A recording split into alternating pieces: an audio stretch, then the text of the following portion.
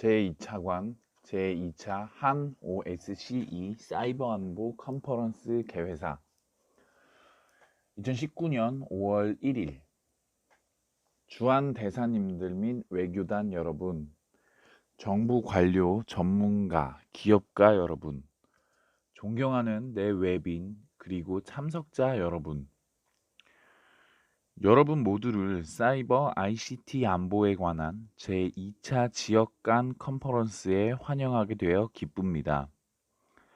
나아가 오늘 회의 준비를 위한 OSCE 사무국의 훌륭한 협조에도 감사드립니다. 오늘 우리는 내년을 앞둔 중대한 시점에 여기 모였습니다. 20여 년이 넘도록 우리는 안전한 세상을 만들기 위해 함께 왔습니다. OSCE는 지난 수십 년간 헬싱키 프로세스로부터 얻은 최적 관행과 교훈을 공유해 왔습니다.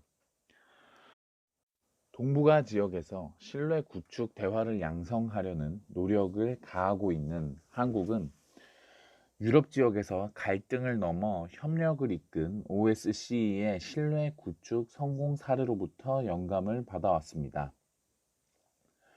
우리가 사이버 공간을 비롯한 신흥 안보 위협들에 직면함에 따라 우리 공동의 노력은 실로 진화하고 심화되어 왔습니다. 오늘의 컨퍼런스는 사이버 안보에 있어 아시아와 유럽 간에 깊어지고 있는 협력을 반증합니다. 2년 전 우리가 만났을 때 우리의 논의는 그저 초기 단계에 머물렀습니다. 이후 2년 동안 이 논의의 장은 다양한 사이버 위협에 대처하기 위한 지속적 협력의 단단한 플랫폼이 되었습니다. 귀빈 여러분, ICT의 괄목할 만한 발전 속에 우리는 상호 연결된 첨단 세계를 마주하고 있습니다. 이는 우리에게 무한한 기회의 영역을 제공하였고 전례 없는 경제, 사회적 혜택도 가져왔습니다. 하지만 동시에 기술의 이중성은 안보에 위협이 되기도 하였습니다. 블록체인 기술은 하나의 좋은 예입니다. 암호화폐를 통해 금융거래는 더 쉬워졌고 간단해졌습니다.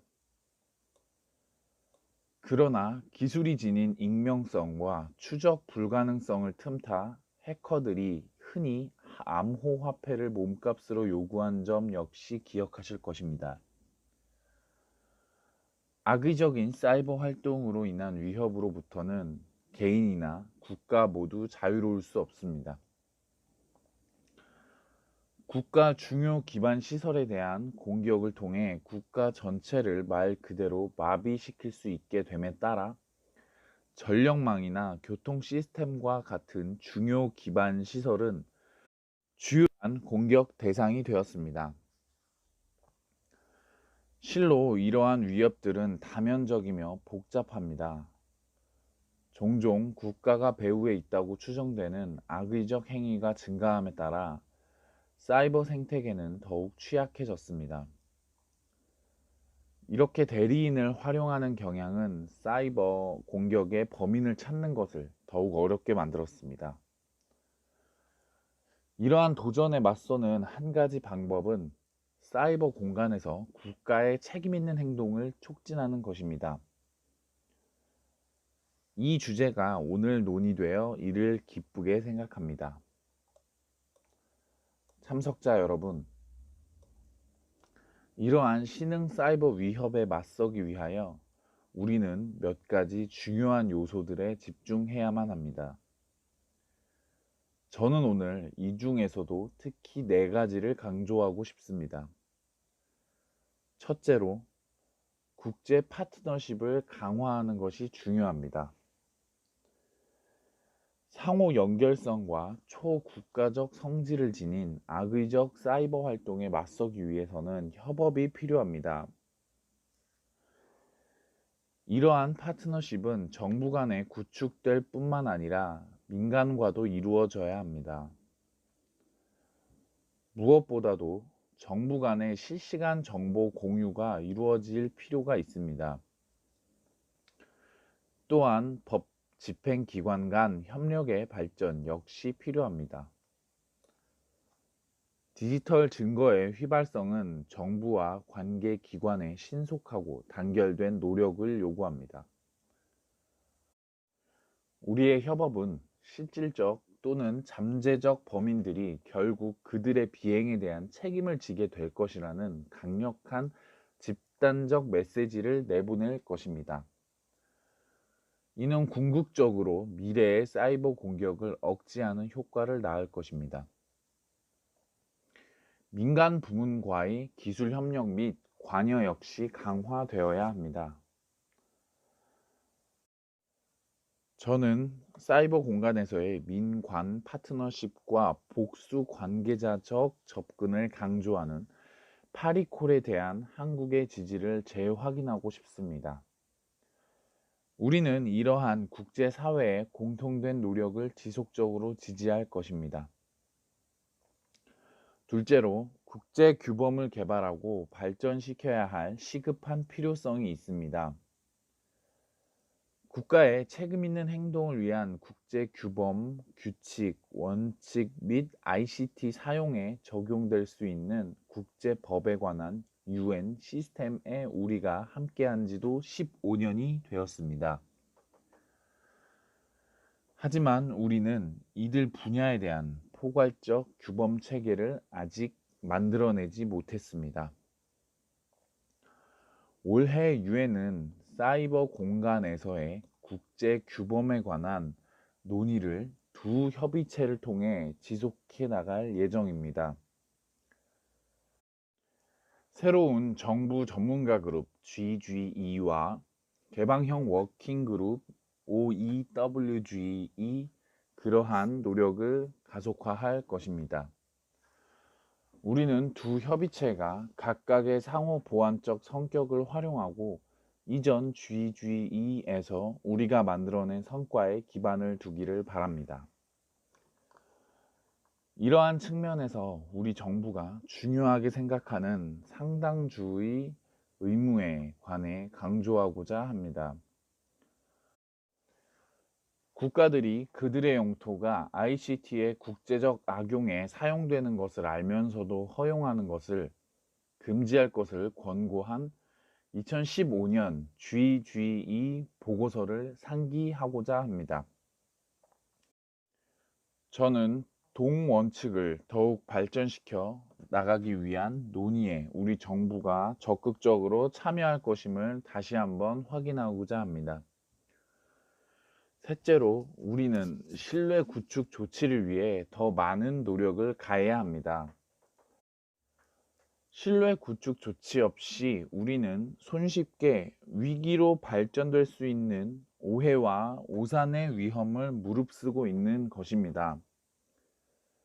나아가 신뢰 구축 조치는 사이버 공간에서의 국제 규범을 감시하는 기반의 역할을 수행할 수 있습니다.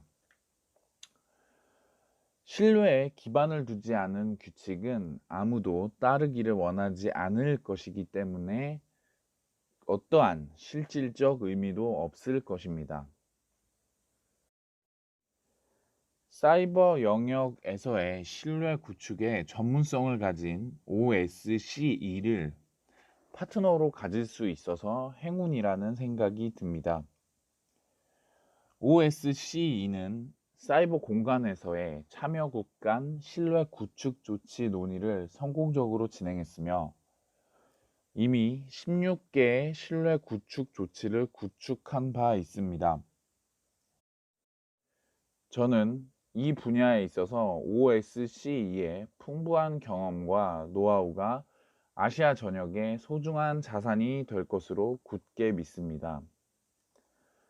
마지막으로 초연결성 세계 안에서 국가, 지역, 국제적 차원에서의 역량 강화의 중요성은 아무리 강조해도 지나치지 않습니다.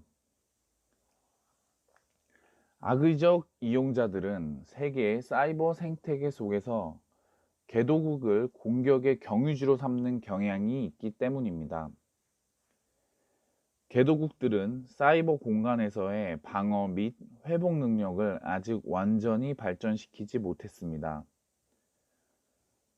이 국가들이 동능력을 배양토록 도와줌으로써 우리는 더욱 안전하고 튼튼한 사이버 공간으로 나아가는 간극을 메울 수 있을 것입니다. 이러한 맥락에서 한국은 2013 사이버 안보에 관한 서울 컨퍼런스를 주최하였고, 컨퍼런스 의제 중 하나로 역량 강화를 채택한 바 있습니다. 이 이니셔티브를 기반으로 우리는 개도국과 전문성 및 경험을 공유하기 위한 노력의 일환으로 2015년 글로벌 사이버 안보개발센터 GCCD를 출범하였습니다. 언제나와 마찬가지로 한국은 파트너 국가들의 역량 제고에 도움이 될 수 있도록 기술 및 관련 재원들을 동원할 준비가 돼 있습니다. 지난달 우리 정부는 최초로 국가 사이버 안보 전략을 발간하였습니다. 동 전략은 다른 무엇보다도 국제 협력의 중요성을 강조하고 있습니다. 국제 협력을 증진시키기 위해 우리 정부는 규범 형성 과정에 적극적으로 기여하고 신뢰 구축 조치에 관한 논의에 적극적으로 관여하며 역량 강화 지원 프로그램을 확장시켜 나갈 계획을 갖고 있습니다. 귀빈 여러분, 저는 오늘 컨퍼런스가 다가오는 UN 및 관련 협의 프로세스 내 관련 논의에 기여하기를 기원합니다. 바라건대 내일 우리가 이 회의를 마무리할 때엔 개방되고 안전하며 안정적인 동시에 접근 가능하고 평화로운 사이버 환경에 한 발짝 더 다가섰다는 기분이 들기를 바랍니다.